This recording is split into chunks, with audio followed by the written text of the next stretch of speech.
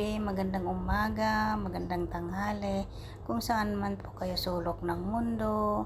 Ito po, ipapakita ko po ang pagkakabit ng sidecar o kulong-kulong. Yan po ay kita na ng bangka na si Sinky Joe. Nagulat ako dahil kaninang umaga ay nandyan na yung motor ng aking asawa. Kaya ang blessings talaga umaapaw pag lagi kang nagtitiwala sa Panginoon. Kaya maraming salamat kay Lord dahil alam kong di niya papabayaan si Sinky Joe o ang bangka na ginagamit na pampalaot. Ayan, sa araw-araw nakatutulong na sila na pang kabuhayan.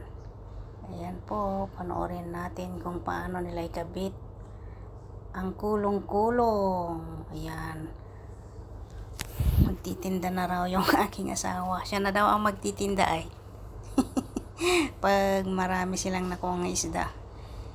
Di ba? May pagod na kapalit yung pagod nila paglilinis niya sa bangka. Ayan, papakabitan na ng kulong-kulong ang kanyang motor. Salamat naman at natulungan nyo ako. Thank you, Lord. Ayan, blessing na naman yan, Lord, di ba? Gulat ako kaninang umaga, yan ang ipinakita. Kaya maraming thank you, Lord, sa blessings. Ayan, umaapaw talaga ang blessings. Maraming thank you po.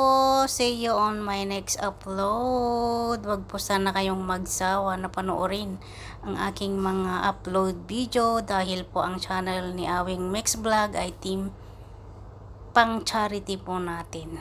Pag may hanap buhay na ay sahod na ang YouTube ni Awing Mix Vlog.